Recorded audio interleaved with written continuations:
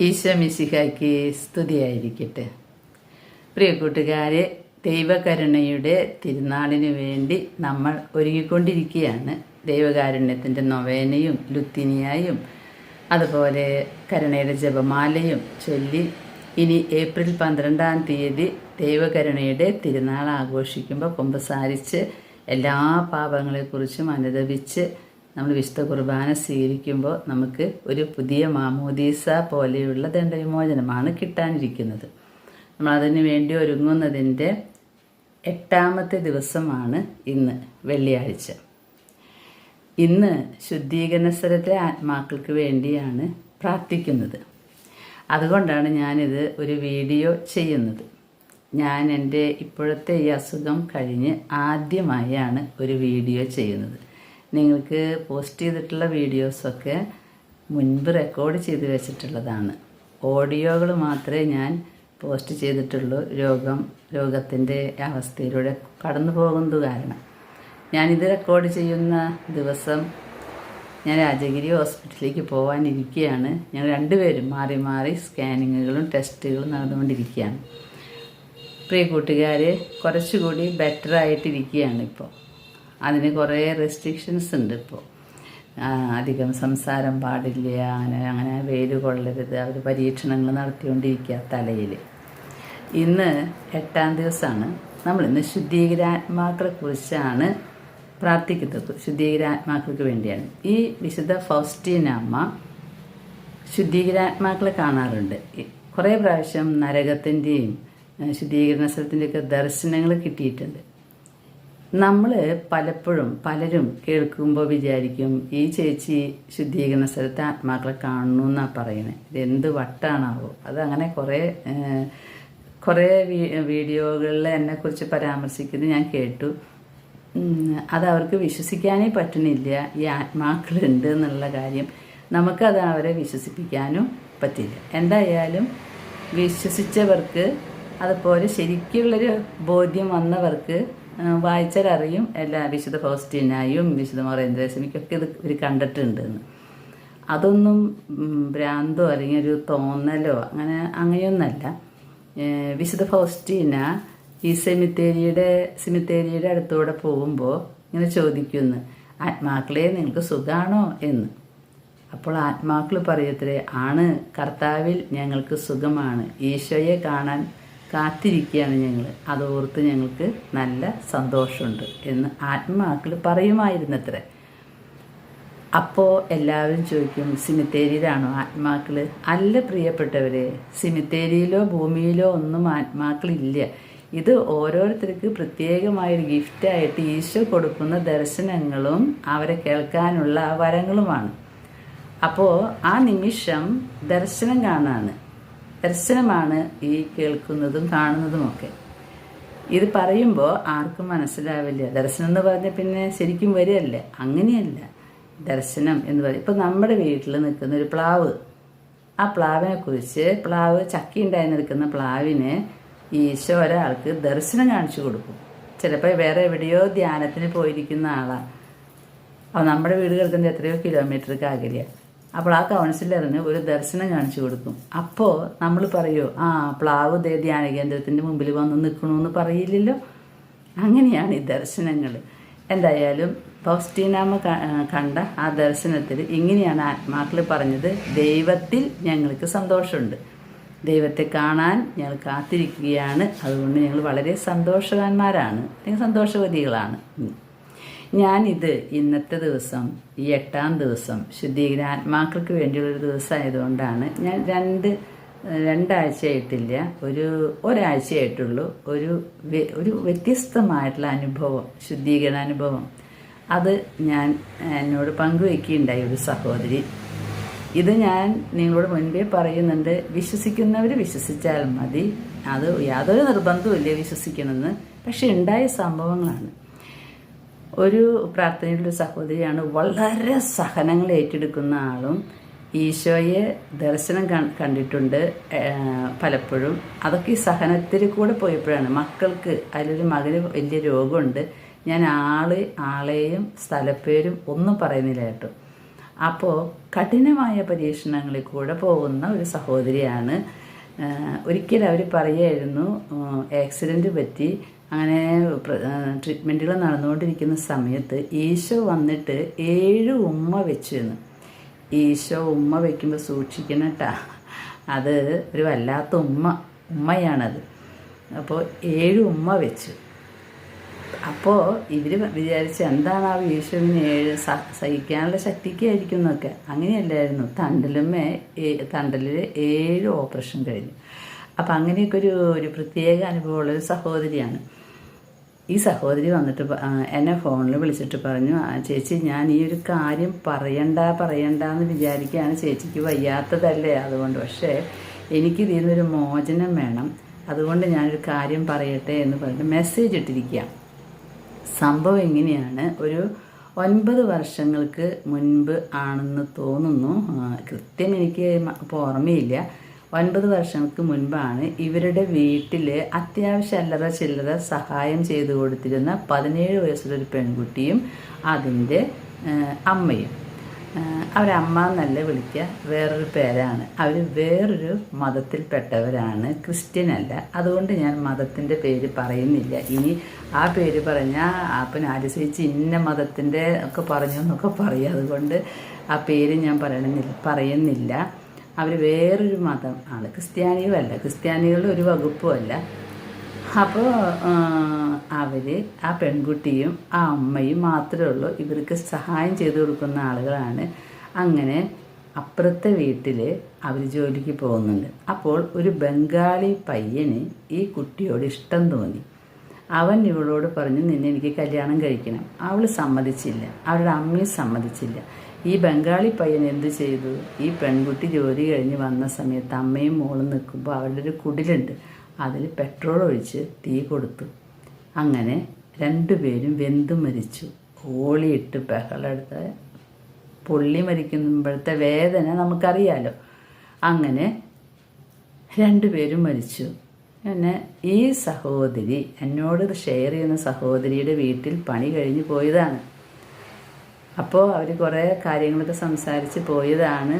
അത് കഴിഞ്ഞ് ഒരു 10-15 മിനിറ്റ് കഴിഞ്ഞില്ല ഈ സംഭവം ഉണ്ടാവാണ്. ഇവർക്കത് താങ്ങാവുന്നതിനേക്കാൾ അപ്പുറമായിരുന്നു.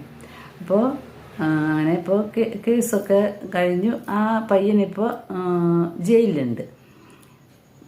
പക്ഷേ പ്രശ്നം അവിടെയല്ല തുടങ്ങുന്നത്. ഈ 2 പേരും മരിക്കുന്ന ആ ഡേറ്റുകളിൽ ഒരു പ്രത്യേക പ്രതിഭാസം നടക്കുകയാണ്.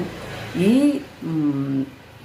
സഹോദരി ഉണ്ടല്ലോ, എന്നോടിത് പങ്കുവെച്ച അവരുടെ മുതലാളി എന്ന് പറയാം, പെൺകുട്ടി ആ വീട്ടിൽ വരി ഭക്ഷണ സാധനം കഴിക്കുക, അങ്ങനെ സ്വന്തം അമ്മയുടെ പോലെ സ്നേഹിച്ചിരുന്ന ആ വീടിൻ്റെ ജനലയുടെ അടുത്തുകൂടെ വീടിന് പുറത്ത് ഈ മരിച്ച ദിവസങ്ങളിൽ എന്നും ഒരു 2 മണിയാകുമ്പോൾ, പുലർച്ചെ 2 മണിയാകുമ്പോൾ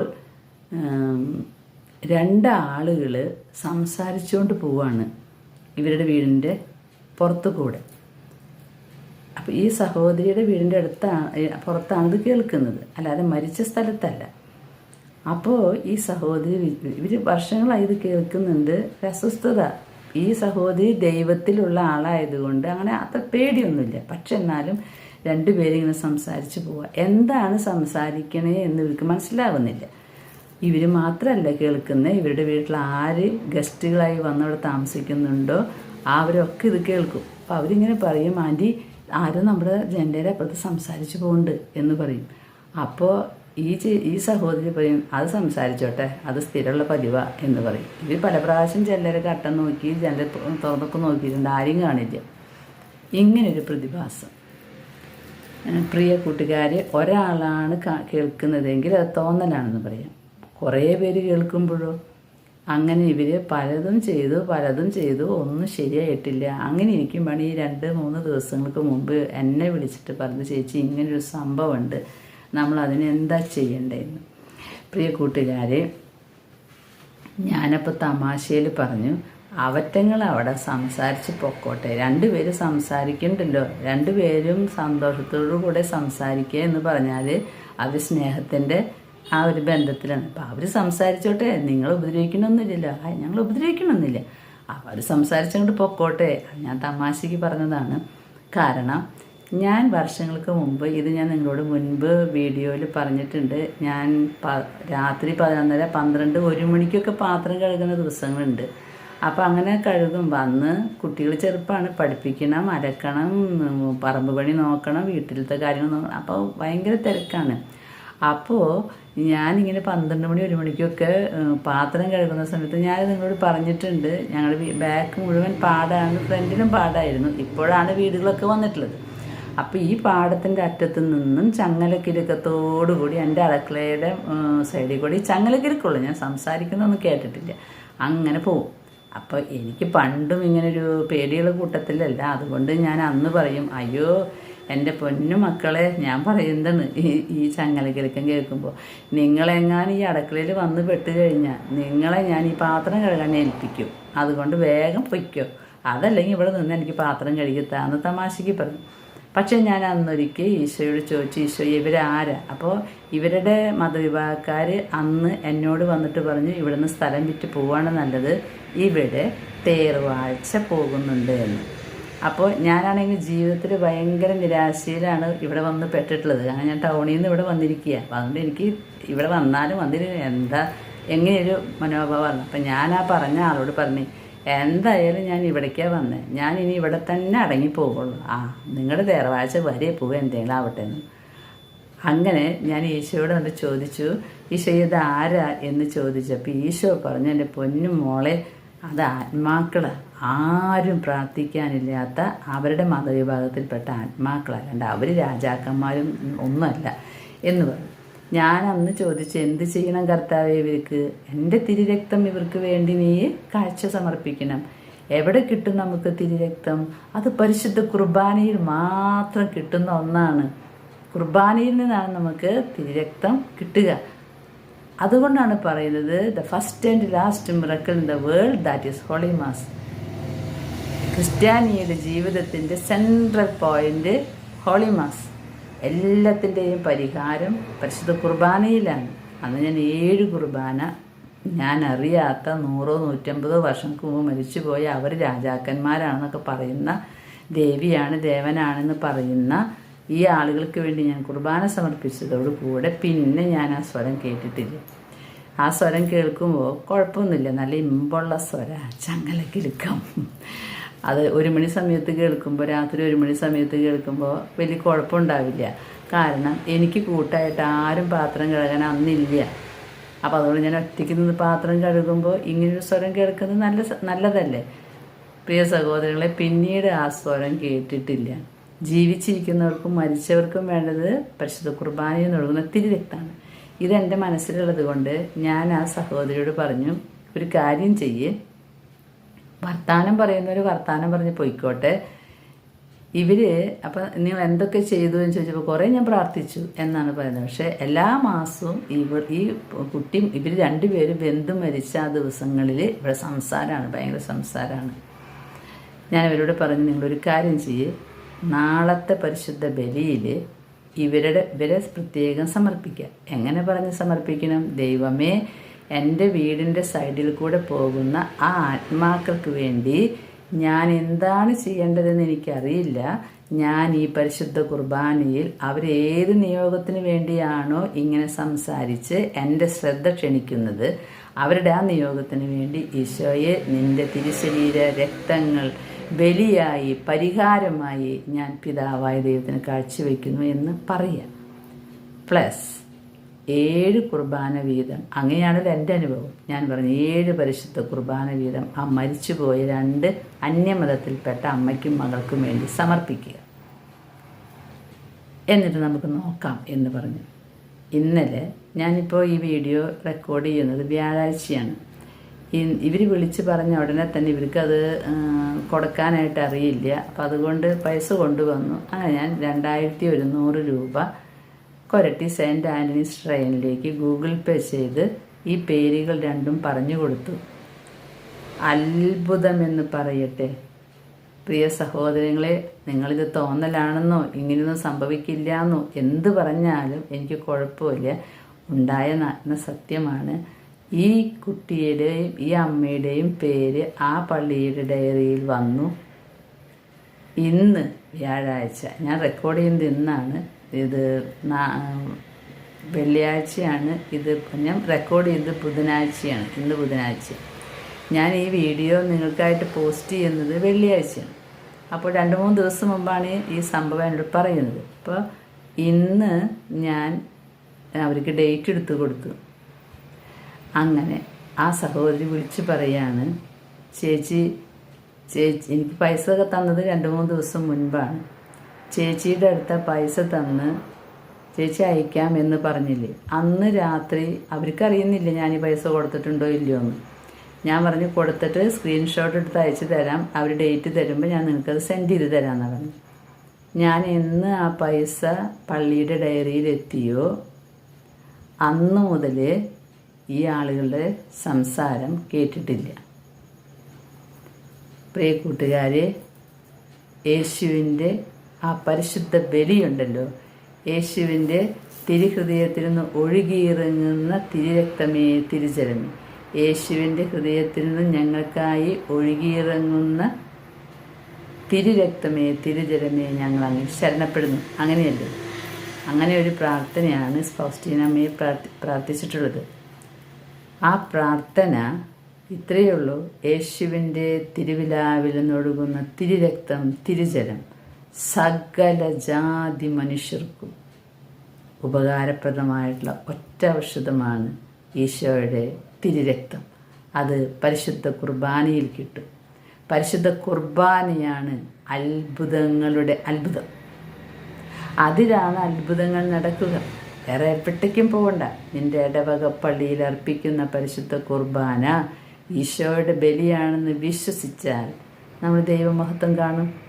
അങ്ങനെ കുർബാന നമ്മളിപ്പോൾ സൗകര്യമുള്ളിടത്തേക്ക് അയക്കുന്നു എന്നേ ഉള്ളൂ. നമ്മുടെ ഇടവക പള്ളിയിൽ പോയി കുർബാന കൂടിയാൽ മതി. അത് വിശുദ്ധിയോടും യോഗ്യതയോടും കൂടി പങ്കുകൊണ്ട് ആർക്ക് വേണ്ടിയാണോ നമ്മൾ ഇത് അർപ്പിക്കുന്നത് അവരെ നമ്മൾ ഓസ്തിയുടെ കൂദാശ സ്ഥാപനങ്ങളുടെ വചന സമയത്ത് നമ്മളെല്ലാം ഈശോയുടെ ബലിയിലൂടെ പിതാവിന് സമർപ്പിക്കും. മാപ്പാക്കണമെന്ന് നമ്മുടെ പാപങ്ങൾക്കുള്ള പരിഹാര ബലിയാണിത്. അപ്പോൾ ഞങ്ങളുടെ ഇന്നാളുകളുടെയും മറ്റാളുകളുടെയും എല്ലാം പാപങ്ങൾക്ക് പരിഹാരമായിട്ട് ഈശോയുടെ തിരുരക്തവും ശരീരവും സമർപ്പിക്കുമ്പോൾ അത്ഭുതങ്ങളാണ് നടക്കുന്നത്. പ്രിയ കൂട്ടുകാരെ, ആ സഹോദരി വിളിച്ച പ്രിയ ചേച്ചി, ഇത് ഭയങ്കര അതിശയായി. ആ പണം തന്ന്, എനിക്കറിയില്ലല്ലോ ചേച്ചി കൊടുത്തോ ഇല്ലയോ എന്നുള്ളത്, പണം തന്ന അന്ന് തന്നെ സംസാരം കഴിഞ്ഞു.